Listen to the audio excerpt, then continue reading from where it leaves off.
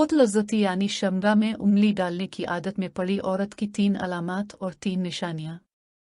ऐसी औरत उंगली का इस्तेमाल करके अपनी शम्गा को मसलती रहती है या फिर अपनी शम्गा के अंदर उंगली डालकर शम्गा को इतना गर्म कर लेती है कि औरत पानी छोड़ देती है। औरत को इस अमल में मज़ा तो आता है, लेकिन इसके बहुत सारे नुकसानात होते हैं। आज की इस वीडियो में हम खुद लज्जती की आदत में पड़ी औरतों की निशानियां शेयर करें।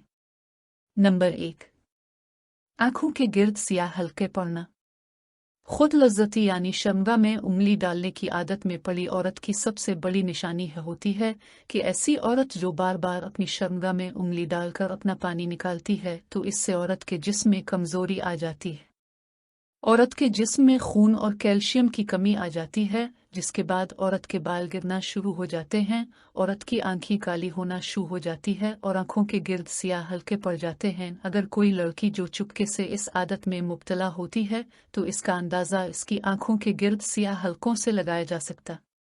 नंबर 2, याददाश्त और जिस्म कमज़ोर पड़ जाता।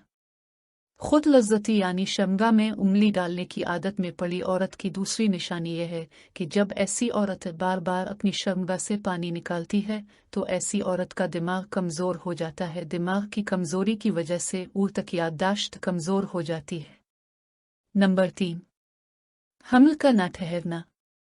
खुद लज्जती यानी शम्गा में उंगली डालने की आदत में पड़ी औरत की तीसरी निशानी यह है कि जब ऐसी औरत खुद लज्जती के दौरान अपनी उंगलियां शम्गा के अंदर डालती है, उंगलियों से अपनी शम्गा मसलती रहती है तो उंगलियों की सख्ती की वजह से औरत के शम्गा की रगें फट जाती है, शम्गा के अंदर जख्म बन जाते हैं, औरत की शम्गा नाकारा हो जाती है। फिर मर्द हम बिस्तरी के दौरान कितनी ही कोशिश क्यों ना करे मगर जख्मी औरत को किसी भी सूरत में हामला नहीं कर सकता। अगर कोई जख्मी औरत हामला हो जाती है तो फिर उनका हमल ज्यादा दिनों तक नहीं ठहरता।